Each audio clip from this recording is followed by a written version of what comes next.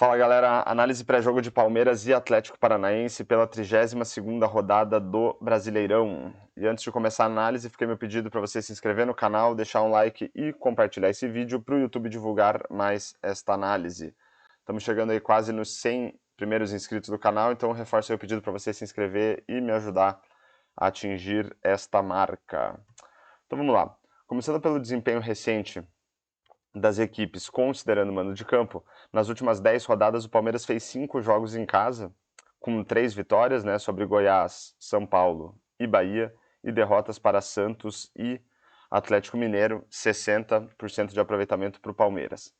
Já o Atlético Paranaense, nas últimas 10 rodadas, fez 5 jogos fora de casa, vitórias contra Flamengo e Grêmio, derrotas para Coritiba e Corinthians e o empate contra o Botafogo, 47% de aproveitamento para o Atlético Paranaense. Então agora vamos olhar aqui algumas estatísticas dessas partidas. O Palmeiras é em média com 61% de posse de bola, um número relativamente alto para um mandante, e o Atlético Paranaense em média com 50% de posse de bola nesses jogos fora de casa, um número mediano para um visitante.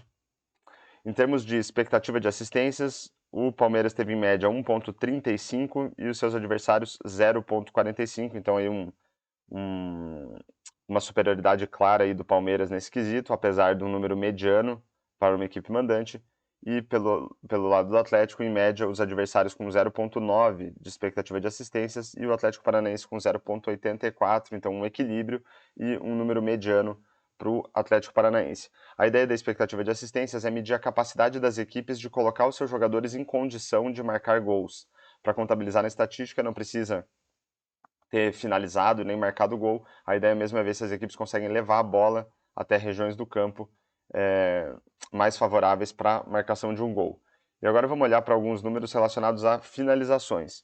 Então, pelo lado do Palmeiras, em média, 18,8 finalizações por jogo, e os seus adversários 8,2, então um número relativamente alto para o Palmeiras como mandante, uma clara superioridade em relação aos seus adversários.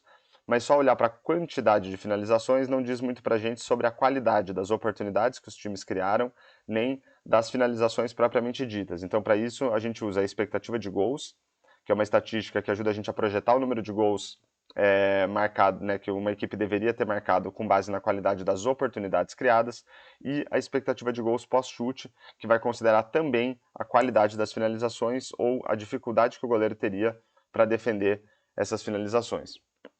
Então, pelo lado do Palmeiras, com base na qualidade das oportunidades criadas, a expectativa era que marcasse 1,61 gols e os seus adversários, em média, 0,64.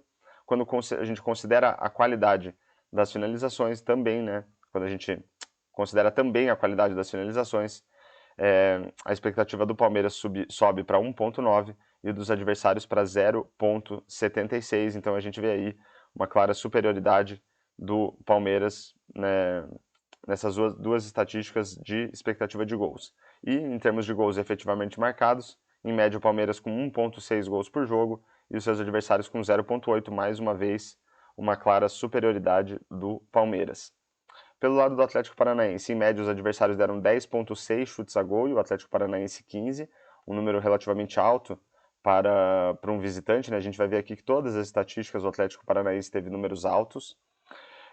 Em termos de expectativa de gols, 0,91 para os adversários e 1,21 para o Atlético, também aí uma superioridade.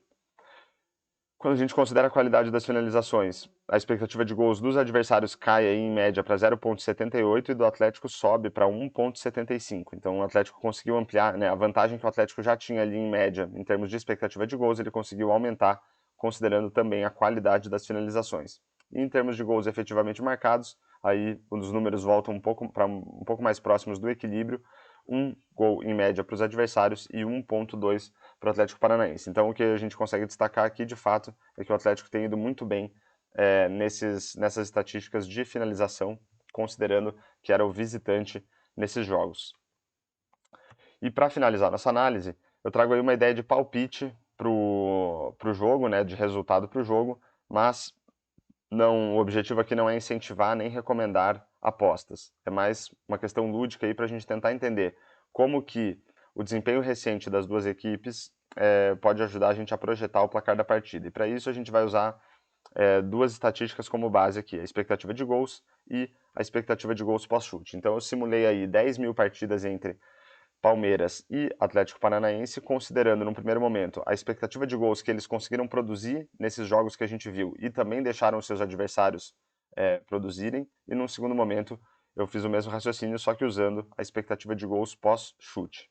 Então, começando pela expectativa de gols, a gente vê aí um leve favoritismo para o Palmeiras, 44% de chance de vitória, 29% de chance de empate e 27% de chance de vitória do Atlético Paranaense.